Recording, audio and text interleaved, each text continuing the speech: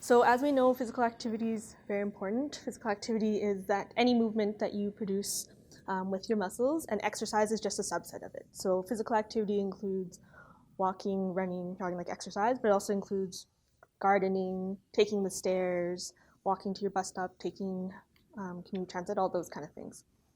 So the guidelines set out by the Canadian Guidelines and World Health is that people are supposed to get 150 minutes of aerobic activity, which is kind of like your walking, swimming, biking, a week, which can seem daunting at first. That's supposed to be about 30 minutes most days of the week, but it doesn't have to be all at once. So a lot of the time when we do this, I say, even if it's like 5 minutes or 10 minutes, like you can break it up, because 150 seems like a lot in one chunk. The other thing is good for our bodies is to do some muscle strengthening. So I'll have some exercises later, and that's what all the bands that you guys have are for some different exercises that you can do in your house to strengthen your muscles. So you're supposed to do that twice a week. You're supposed to do balance exercises about 3 times a week, because that will, one, also strengthen your muscles, but also prevent falls. Especially with some of the medications you guys are on, osteoporosis are at risk for osteoporosis, and if you have a fall, that can cause even more complications. And last but not least, you're supposed to do some range of motion or stretching daily, which will help with some of the joint stiffness. So on the other side of physical activity is actually sedentary behavior. So sedentary behavior is actually the growing cause of kind of death around the world. It's catching up to heart disease.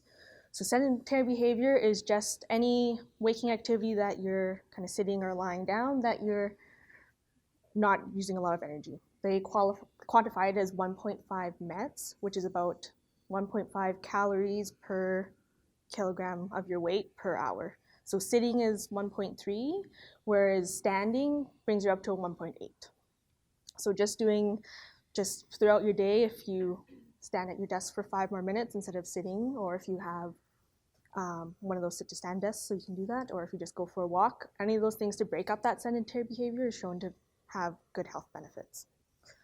They did a study, quickly go back for physical activity.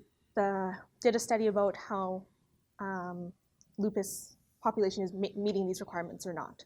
So about 60% of people living with lupus are not meeting these requirements at all, which is understandable because there's so many different side effects. The fatigue is hard, but that's why I'm saying if you can break it up into chunks or just work it into your day, you can cut those 150 minutes and those strength trainings, combine them, so that it's not as big of a chunk. On the other side, for sedentary behavior, they have shown that at least, or in the middle, on average, it's about 180 minutes, so 3 hours a day that most lupus patients are spending in this sedentary behavior. At least a third spend more than 4.5 hours in this sedentary behavior type style. So we know that there's lots of different effects of lupus and its medications. I'm not going to go through all of them, but as you can see on the other side, basically physical activity has the opposite effect. So with lupus, you have an increase of cardiovascular disease. Physical activity helps decrease that risk. You have more fatigue with lupus. Physical activity can help decrease those. So all those kind of things. I'm just going to touch on a few main ones. So with lupus, you get into this chronic inflammation cycle. So you have inflammation in your body. It's got all these different side effects that we talked about, which decreases your physical activity, which then just increases your inflammation, and you get into this downward spiral. The nice thing about activity is that it will break this cycle. So it helps, there's an anti-inflammatory effect after activity, right after every session, and then it also addresses all those extra, what's it called? Like the indirect effects of lupus. So the cardiovascular risk, the muscle wasting, all those things that will help with inflammation. There's also been some research showing that there's the mitochondria in your muscles will also have an anti-inflammatory effect. So as you build your strength, that will help with inflammation as well. So joint pain. So with physical activity or with lupus, you can have a lot of joint pain and joint stiffness. Physical activity can help with that on top of whatever medications you have, but physical activity helps lubricate the joints, so it gets them moving, will stretch your muscles and there's tissue around your joints called your capsule. And it will also strengthen the muscles because you have to move the muscles to move your joints in different directions. I recommend if your joints are feeling really stiff and you're feeling really achy, usually heat really helps really nicely if you have like a hot bath or hot shower in the morning or in the evening whenever you feel most stiff, and if you do some of these exercises in it, it helps with the pain as well.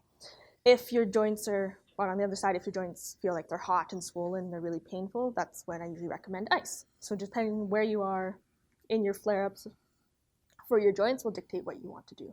But gentle movement is always good for your joints, no matter which one you're in.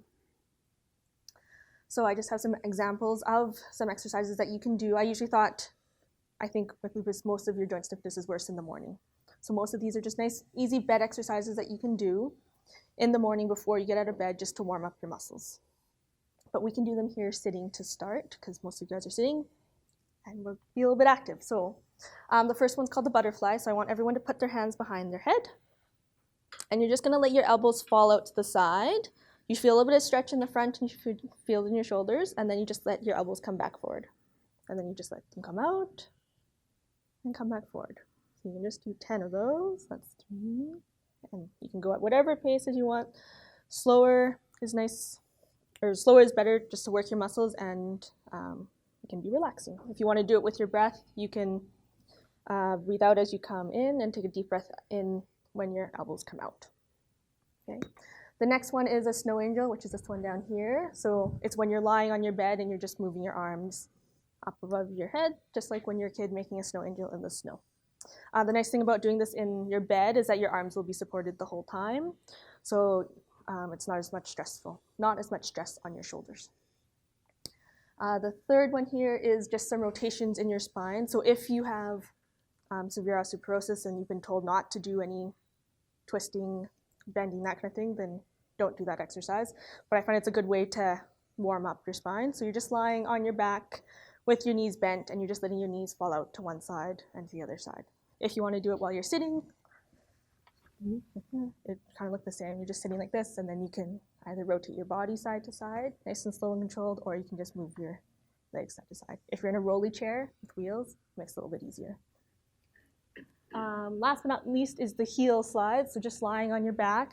If you have your foot out in front of you, you're just going to slide your knee towards your bum and go back out. So this gets your ankle, your knee, and your hip joints all at once as you slide your feet towards you. I recommend starting with about 10 side to side, but it all depends on how you feel. And if it feels like you're loosening up, you can always do more. Okay? So another thing I want to talk to you about is fatigue. So I know fatigue is a huge part of lupus, and it affects you every day. But it's been shown that exercise and flexibility training and relaxation training all help with fatigue. But if you notice at the top, exercise has helped the most. So with these studies, they found that 45 to 55% of the people that did graded exercise, so exercise that was specific to you, not just going out and doing 30 minutes and then you're wiped, but slowly building it up, that 45 to 55% of their population either said their fatigue was much better or very much better. Whereas compared to flexibility training, which is the stretches, 27% said they were much better or very much better, and then about the same with relaxation training. So all are good options to help with fatigue, but that exercise just brings it up a little bit more. Next thing I want to talk to you about is osteoporosis, especially with all the medications. So osteoporosis is when your bone mineral density is not where it needs to be, so your bones are a little more frail.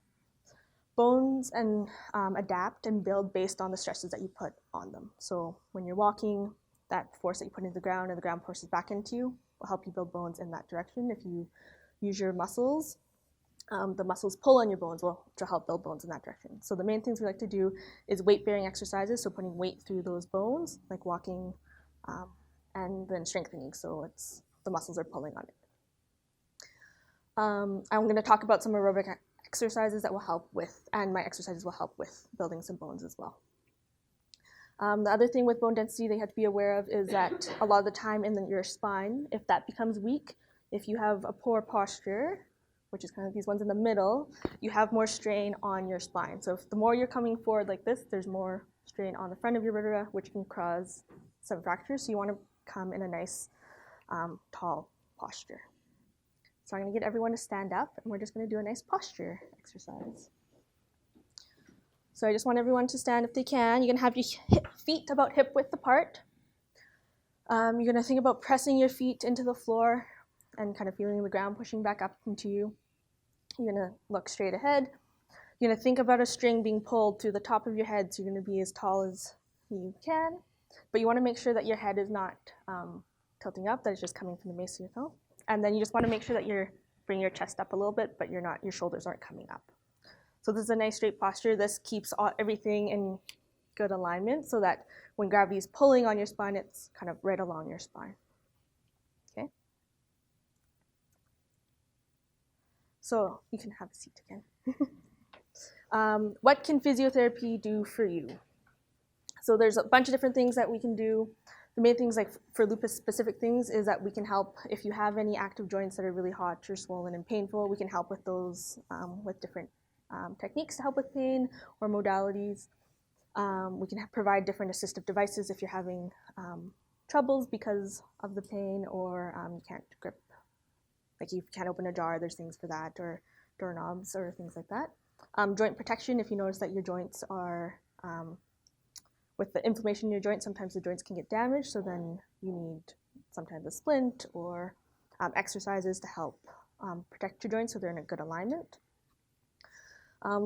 Fatigue management, so kind of getting your program that will not tire you out but still keep you active, along with the long-term management of this disease, because unfortunately lupus is not curable. You're living with life, so it's just managing the symptoms as we go.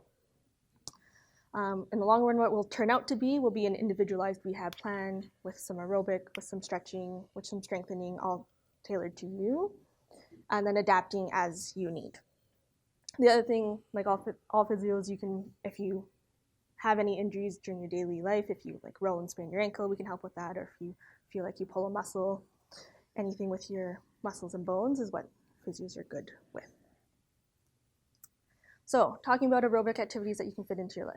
So we want you to do a good warm up and a good cool down, because that brings your heart rate up before you, gradually brings up your heart rate before you do an activity, and then slowly brings it back down.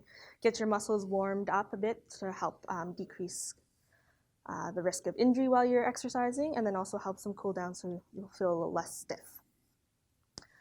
Some examples of aerobic activities I said was like the biking, walking, and swimming. An important one when you have osteoporosis, or if you're at risk for osteoporosis, is pole walking is a really good exercise, because as you're walking with the poles, instead of just having the force coming into your legs and those bones being built, you actually also get force into your arms, into your spine, gets your whole body.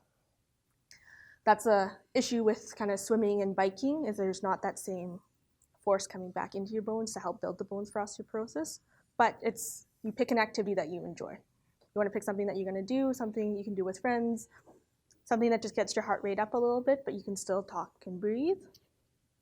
And yeah, again, something that you enjoy. The next things I have are just a bunch of strength exercises that we're going to go through. Usually when you do an exercise, they want you to do some with your upper body, your lower body, your core, and some balance. They like you to do about 10 to 12 exercises a session, but again, it all depends on how you're feeling that day. So I like to use this kind of light system. So a red day is when you're feeling really out of it, you just want to spend all day in bed, and you don't want to do anything. There's just a few things that you can do just to stay a little bit active, and sometimes when it's not, like, it's all about getting going, that's the hard part. Like once you get going, then you feel a little bit better and can do a little bit more. So just some exercises to get you going. And then green is like when you're good to go and you feel like you can conquer the world, but not really, but something around that. When you're feeling good and you can do a little bit more.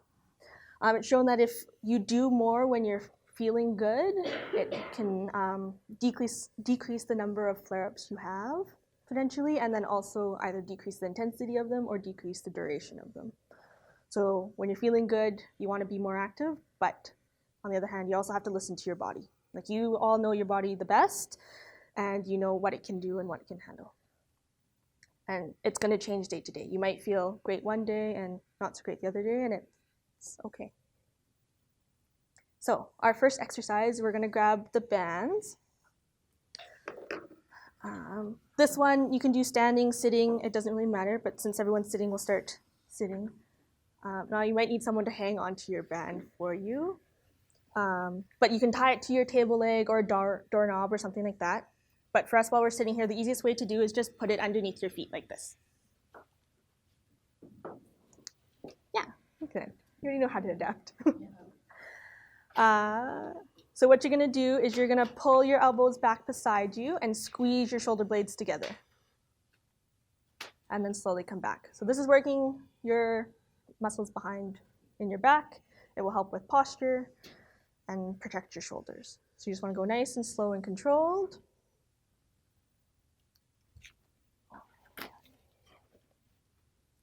And if you think about it, if you do 10, it shouldn't take more than 30 seconds.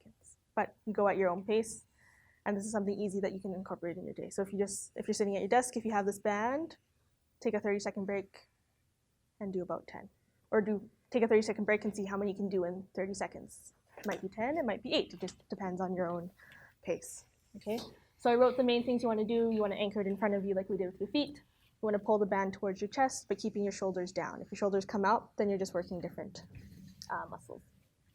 And you want to keep your elbows at your side just to help protect your shoulders.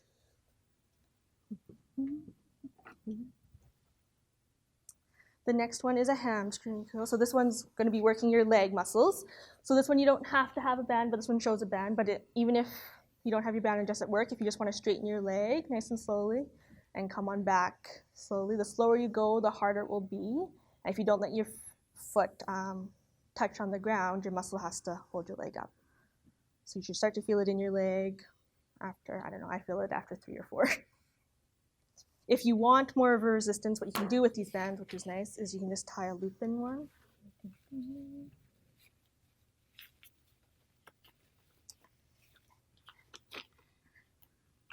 Use your one foot as an anchor, and then you just pull your foot towards you underneath the chair. Like that. So one's your anchor, and the other one's just pulling underneath. When you're doing that, you want to make sure that your hip's not coming up, because then you're just compensating with other muscles, and that you are sitting nice and tall, and always you just want to keep your core, your belly button tight.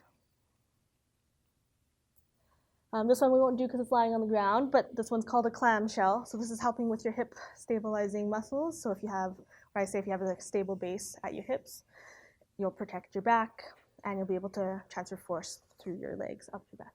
So this one, what you're going to do is you're just lying on your side like he is. It's working the top hip. You keep your feet together and your hips on top of each other, so you don't want to roll back or roll forward, and you're just lifting your knee up. So it's called the clam shell because your legs kind of make a clamshell motion as it opens and closes. Okay. Any questions with those? No? Okay. If anyone has questions, you can just interrupt and I can clarify. The next one is a wall angel. So this one's good for posture and strengthening your arms, but you're just going to go up against the wall. Your hands are going to be by your side, and you're just going to lift up and come back down, just like the snow angel on the bed, but your arms have to work harder because it's against gravity. The more you try to push your hands back against the wall, the more a stretch will feel, and the muscles on the back will have to work a little bit harder. So those 4 exercises is what I would call like a red program. So when you're not feeling so well, there's just some gentle exercises that you can do in your chair and standing. These next ones are just going to add on to what would make kind of like a yellow program. Oops, wrong way. Oh, sorry. This one's also part of the red program. So the wall plank is just an exercise to get your core activated. Instead of doing it on the floor, you see lots of people at the gym doing, you're just doing it on the wall.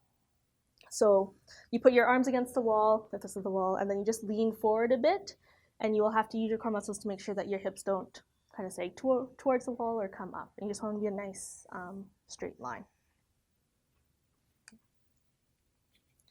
Okay.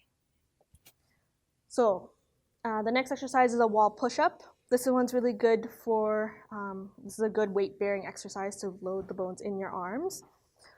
The more closer you get to horizontal, the harder it is. So I'm just going to show it to you on this table. What you're going to do is you're just going to put your hand, so the wall would be easier, the table makes it a little bit harder, but you want to do that same starting motion as your plank, and then you just lower yourself down and push back up. Nice and slow. And that will work all the muscles in your arms and your chest and your back.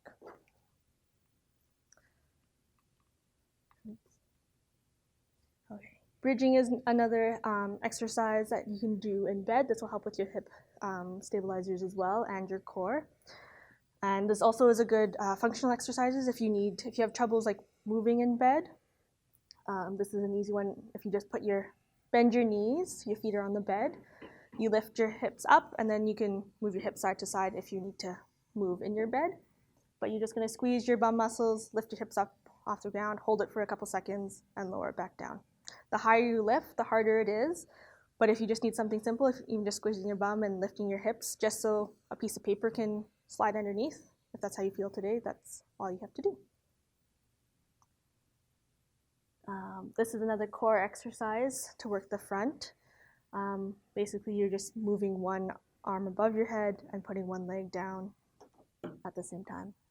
I'm not going to demonstrate it, but basically, as this leg comes up, this arm is going above your head, and then you're just alternating back and forth. So your core muscles have to lift your leg up and slowly lower it back down. This next one we're all going to do together.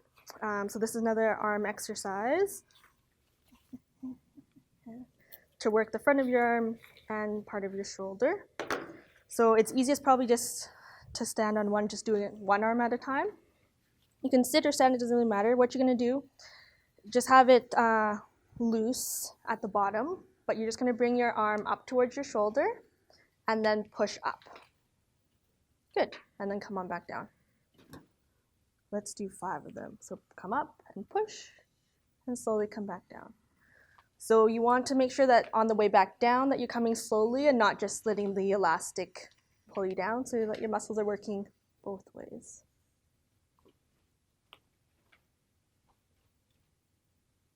Good. One more. And we'll be even, so we'll do 5 on the other side as well. So up to your shoulder, and then push up. Good.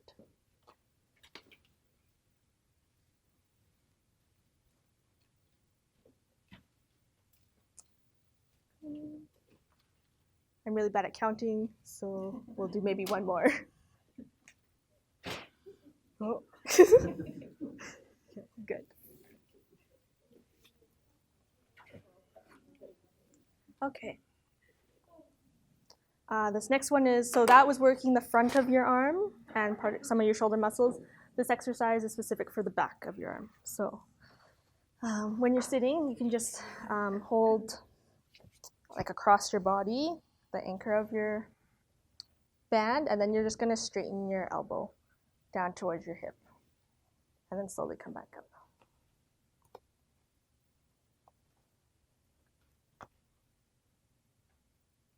Good.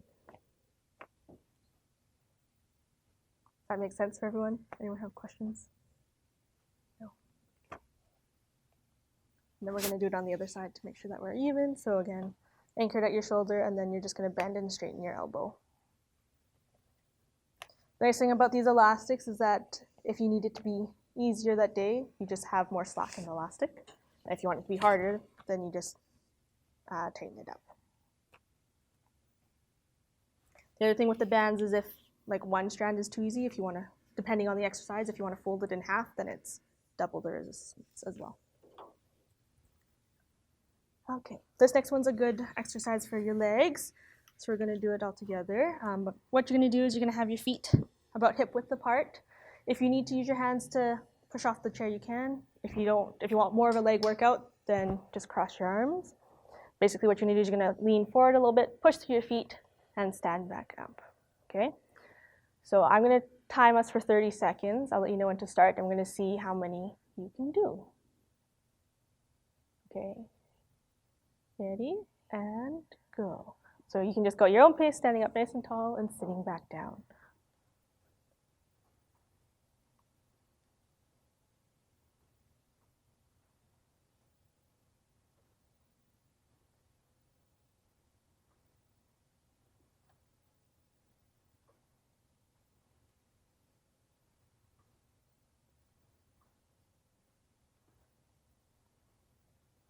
Good, so that was 30 seconds.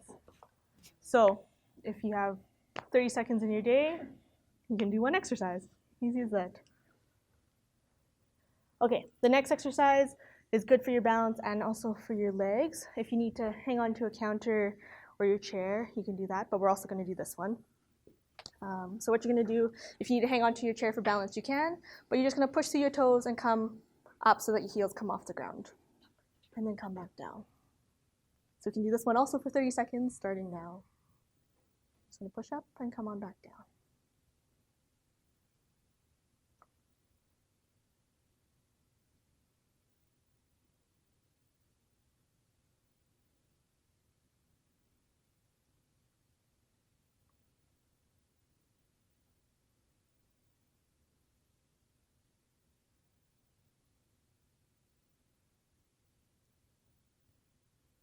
So that was about 30 seconds as well. I don't know about you, but my legs feel it after 30 seconds.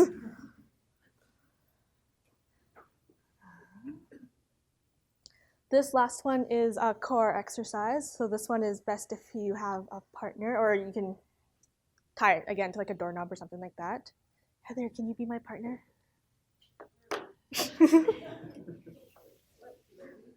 You just have to stand here.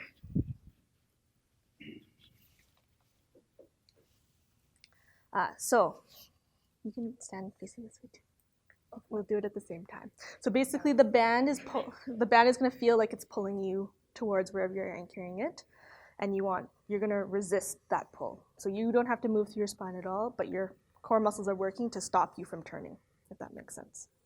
And then you're going to push your arms out and come back in.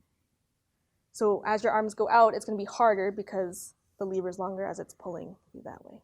So if we wanted to make it harder, if we stepped up farther apart, and then you come on back. Where do you feel it, Heather?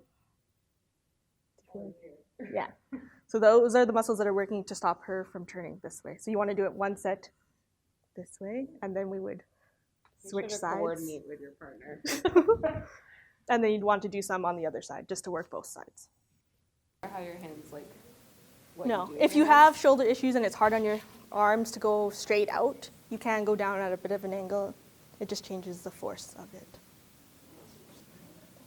Good. Thanks, Heather. No problem.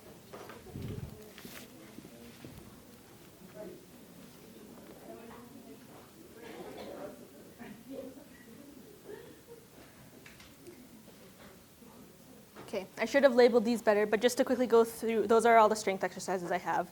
But the red program would be, like when you're not feeling so well, as this row, the curls with your legs, a clam shell, and a wall angel, and a plank. That would be, what is that? Oops. 1, 2, 3, 4, 5 exercises to do on a good day. If you can't do all 5, those are just 5 options that you can do on a red day. You don't have to do all of them. A yellow day, we would add the push-up, the bridge, and the dead bug for some extra core. And then on a green day, when you're feeling really good, is when we would add the shoulder, bicep curl and shoulder press, or when you're bringing it up to your shoulder and pushing up, working the back of your arms, the sit to stand, the calf raises, and this last core exercise. So as you can see, like as you feel better, we add more exercises, and they work more muscles at once, they're more full body, and they're a little more challenging. The last things are just some balance exercises, so just some ideas of balance. So there's a couple types of balance. The first is static balance, so just standing on 2 legs, one leg in front of the other makes it a little bit harder. One leg is harder after that. Just trying to make sure that you can balance. So, and then on a foam surface or like a pillow if you're walking on uneven ground versus with your eyes are closed. So it's good to do a variety of all these different things because you have different systems that work your balance. The eyes closed is a good one to do, but I suggest doing it at a sink so that your hands go in the sink. And if you close your eyes, then if you fall forward, you go into the sink. If you fall backwards, your hands catch you for the sink. And then side to side, the sink is also there. The reason why eyes closed is good is because if you're trying to find something at night and it's dark and you can't see, you still want to have that balance and those other systems working to help you maintain your balance. So there's static balance, and you just have to find what is challenging for you. Some people might just be standing with your feet really close. Some people you might need to stand on one foot. Just something that's making your body work a little bit. So on the other side of static balance is dynamic balance. So dynamic balance is just as important as static balance because it's what we do on a daily basis. Walking around, you have to be able to walk over things, step around things, turn, walk while you're talking to someone, walking as you're turning your head. All of these are different ways to work on your dynamic balance as well. Because that's usually when you miss your balance and could potentially fall, is when you're not paying attention because you don't have that same concentration on the balance. Lastly, we're just going to end with some stretches. So I like doing a little bit of aerobic activity to warm up. If you're going to kind of do it all at once, do a few strength exercises and then end with some stretches. So I have some nice seated stretches to do. So the first one, we can do these all together as well, is the snow angel, but we're doing it in a chair. But you're just going to bring your arms out to the side. As you breathe in, your arms come up, and then as you breathe out, your arms can come on down. So everyone can go at their own pace of their breath. Just breathe in as you come up, and breathe out as you come down. Okay. The next one is for the specific muscle called your Levator Scapulae. So these, the first two are important, especially if you do a lot of sitting at work, because a lot of our sitting posture, we tend to come forward, and then if your chin comes out, those muscles get tight, and it puts a lot of pressure on your neck. So what you're going to do, you don't have to pull on your head like this guy is, but if you just bend your head down to one side, and then turn down so you're looking kind of into your armpit / side pocket, you should feel a stretch on the side and on the back of your neck. You want to hold this for about 20 seconds, or 5 nice, slow, deep breaths.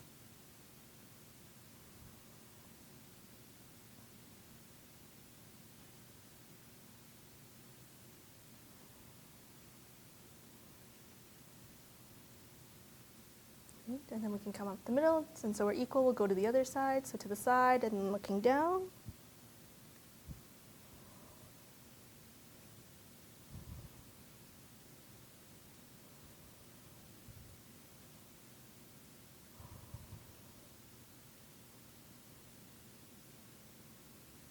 Okay.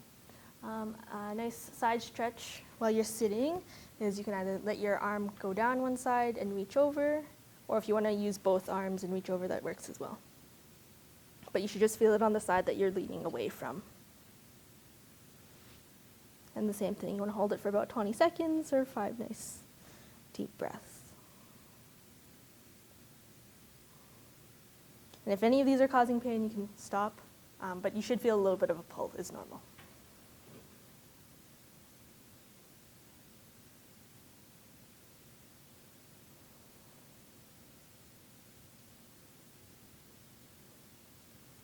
So those are mostly for your upper body.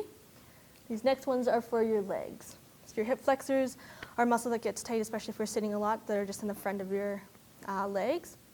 The nice thing about this one is that you can do it seated at your office if you want. So what you're going to do is, if you're sitting with your feet about hip width apart, you're just going to turn one way and let one knee drop down. So you're kind of in a lunge position, but you're still supported by the chair. So the nice thing about this is you don't need to worry about your balance or your muscle strength because you're still sitting on the chair. You should feel it just in the front of your hip. And again, this is one that you want to hold for about 20, 30 seconds. So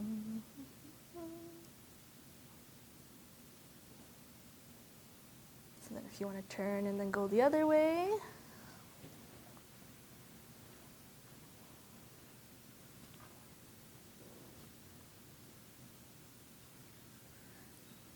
Good.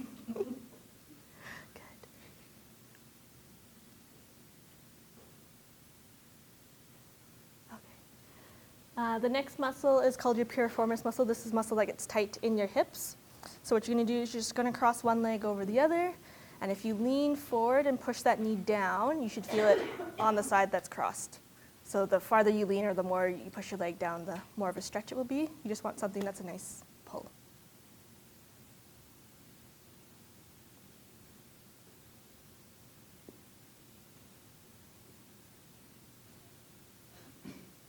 And then we'll switch on the other side. Leg across, knee towards the ground, and then lean forward. So when you're leaning forward, you want to think about coming from your hips that you lean forward and not just slouching down through your back. If that makes sense.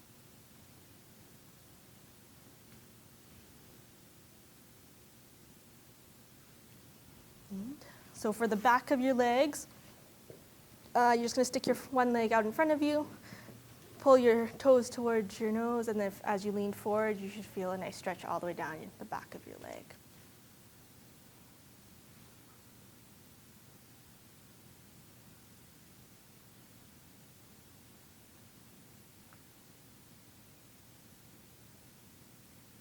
And then we'll switch, do it on the other side.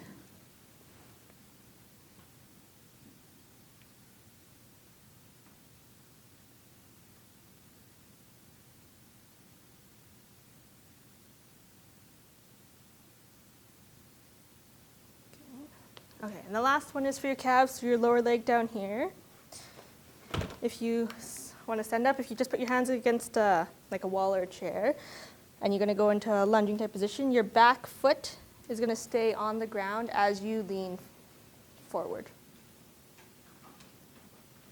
So this one you want to do once with your knee straight and once with your knee bent, because there's two muscles that make up your calves, and you might feel like as you bend your knee, kind of goes to different parts of your calf. So again, 20, 30 seconds on one side, and then we'll do it on the other.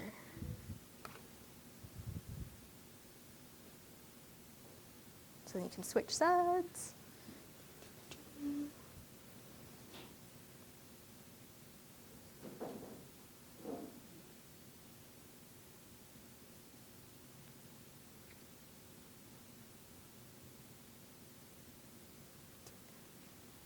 And that's it. That's all I have for you today. Any questions? No? Okay. Thanks for having me.